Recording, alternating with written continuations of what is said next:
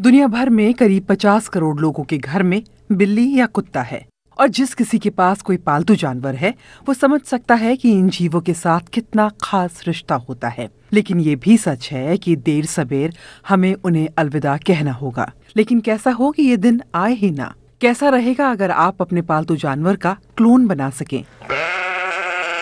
1996 में ब्रिटेन के वैज्ञानिकों ने एक भेड़ की कोशिका से पहला क्लोन तैयार किया था। लेकिन पिछले 20 सालों में तकनीक काफी आगे बढ़ गई है और अब सबकी पहुंच में है।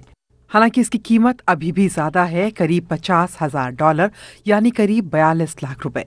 लेकिन लोग अब किसी भी जानवर, मसलन रेस में भागने वाले घोड़े, कुत्ते या बिल्ली, किसी का भी क्लोन बनवा सकते हैं। ये बेल है और मेरा नाम केली है। मैंने अपनी बिल्ली का क्लोन बनवाया था। बहुत सारे लोग ये समझते थे कि मैं अपनी मृत बिल्ली को वापस जिंदा करना चाहती हूँ, लेकिन ऐसा नहीं था।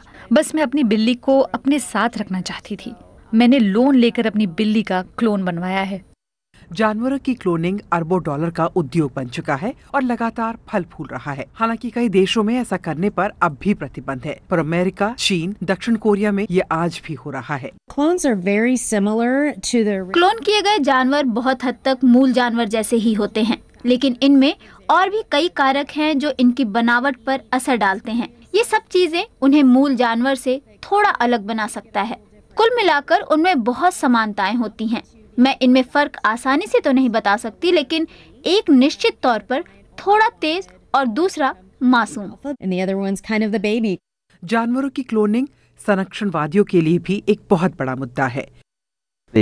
अगर आप इन जेनेटिक्स को संरक्षित कर सकते हैं और आप इनमें से कुछ प्रजातियों को वापस क्लोन कर सकते हैं, तो आप वास्तव में एक ऐसी प्रजाति की मदद कर सकते हैं जिस पर विलुप्त होने का खतरा मंडरा रहा है। डॉली शीप के जन्म को 28 साल हो चुके हैं और जानवरों की क्लोनिंग अब भी एक विवादास्पद मुद्दा है।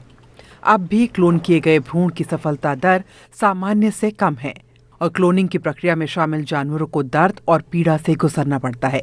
डोनर और सैरोगेट की सेहत को लेकर भी कई नैतिक सवाल खड़े होते हैं।